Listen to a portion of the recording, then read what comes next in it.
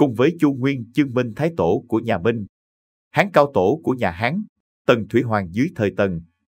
Đường Thái Tông Lý Thế Dân đến nay vẫn được xem bậc minh quân vĩ đại nhất trong lịch sử Trung Hoa. Dưới thời gian ông trị vì, Trung Quốc trở thành trung tâm của thế giới, nền văn minh Trung Hoa được phát triển tới đỉnh cao. Kiệt xuất là vậy, song bóng tối của lịch sử cũng không thể phủ mờ và che khuất hoàn toàn những sự thật xoay quanh cuộc đời của vị vua này. Trong bài viết dưới đây, hãy cùng xe hay V88 khám phá rõ hơn về tiểu sử và những biến cố, thành tựu trong thời gian tại ngôi của Đường Thái Tông Lý Thế Dân các bạn nhé. 1. Tiểu sử Đường Thái Tông Lý Thế Dân. Đường Thái Tông sinh ngày 28 tháng 1 năm 598 và mất ngày 10 tháng 7 năm 649. Tên thực Lý Thế Dân là vị hoàng đế thứ hai của triều đại nhà Đường trong lịch sử Trung Quốc, trị vì từ năm 626 đến năm 649 với niên hiệu duy nhất là Trinh Quán. Năm 617, trong bối cảnh nhà Tùy suy vong, Lý Thế Dân đã khuyên cha mưu phản, lật đổ Tùy Dạng Đế. Ông cũng đồng thời góp công lớn vào việc đánh Đông, dẹp Bắc, mở ra cơ ngơi cho nhà Đường dưới trướng Đường Cao Tổ Lý Uyên. Với duyên cớ này, người tài liệu sử có ghi nhận Lý Thế Dân là khai quốc hoàng đế cùng cha. Ông cũng là người mở đầu cho thời kỳ Trinh Quán chi trị trong lịch sử Trung Quốc, giai đoạn cực thịnh nhất của Đại Đường và là triều đại hùng mạnh nhất trong lịch sử Trung Hoa. Ngoài công trạng khai quốc và tài năng cầm quân như thần, Đường Thái Tông Lý Thế Dân xuất hiện trong trang sử vàng xứ Trung với nhiều sự thật về quá trình đoạt ngôi báu. Nổi bật là sự biến Huyền Vũ môn huynh đệ nhà họ Lý tương tàn xảy ra vào năm 626. Khi ấy, Lý Thế Dân quật khởi và giết chết hai anh em ruột của mình, là Thái tử Lý Kiến Thành và Tề vương Lý Nguyên Cát. Sau đó ép Đường Cao Tổ phải nhường ngôi. Về mặt thân thế, Lý Thế Dân là con trai Đường Cao Tổ Lý Uyên. Vì vua khai quốc ra nhà Đường và Thái Mục Hoàng hậu Đậu Thị. Thái Mục Hoàng hậu chính thức phu nhân của Lý Uyên thuở Hàn Vi còn gọi là Đậu Thị phu nhân.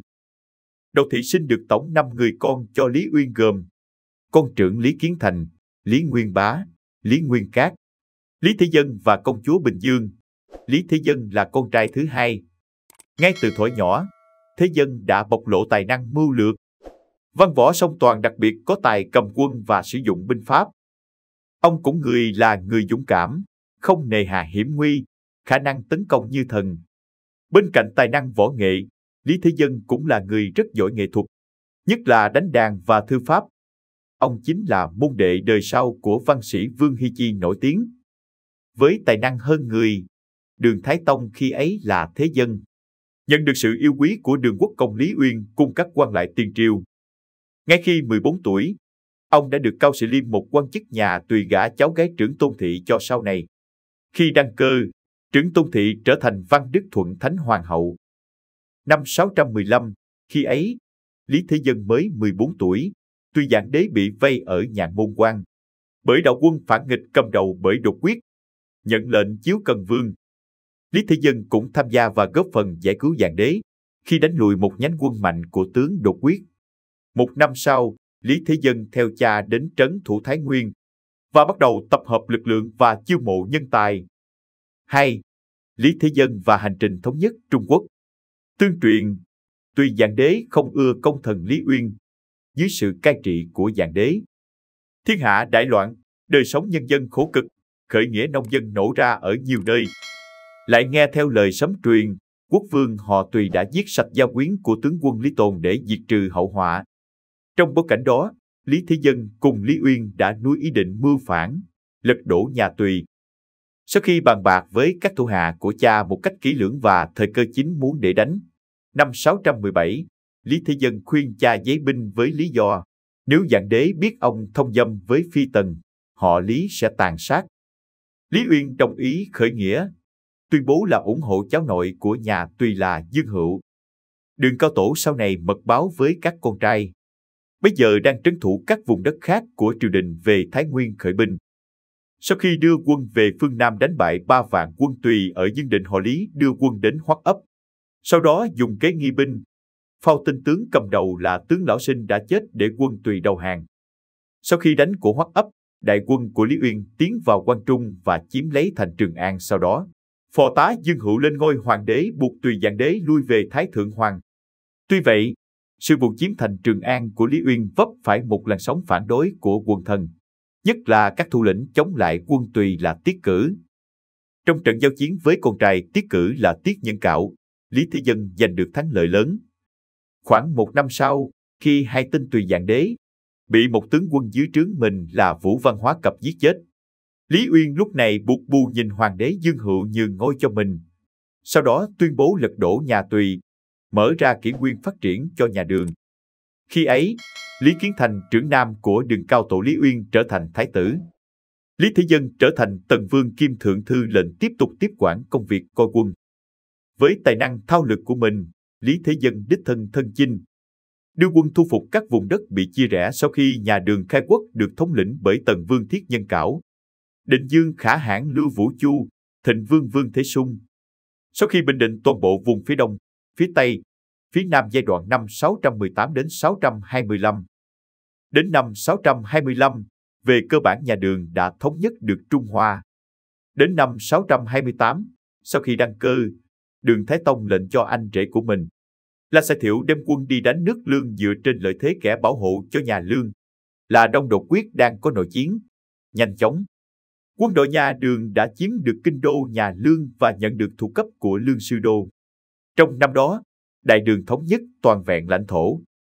Dưới chính sách cai trị đất nước hợp thời, hợp lòng dân của Lý Thế Dân Đường Thái Tông, Đại Đường đi vào thời kỳ thịnh thế thiên triều.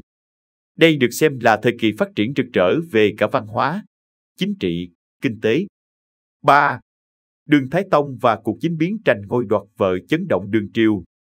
Dù là người có nhiều công trạng trong quá trình khai quốc và đưa nhà Đường bước vào kỷ nguyên thịnh trị nhất trong lịch sử Trung Quốc, thế nhưng, có lẽ, cuộc chính biến Huyền Vũ Môn, giết chết những người anh em ruột trong nhà, cùng thảm sát tất cả những nam tử của Thái tử Lý Kiến Thành và Tề Vương Lý Nguyên Cát để đoạt ngôi báu, và diệt trừ hiểm họa mãi sẽ là vết nhơ khó rửa sạch mỗi lần lịch sử nhắc đến vị vua vĩ đại này.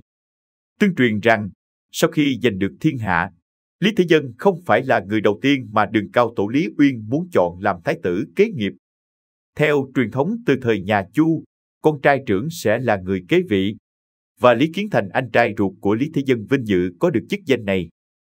Là người văn võ toàn tài, từng có công lao lớn trong việc lật đổ Tùy triều, đến đưa quân dẹp Nam Bắc để thống nhất Giang Sơn, thực tế chỉ được phong làm Tần Vương.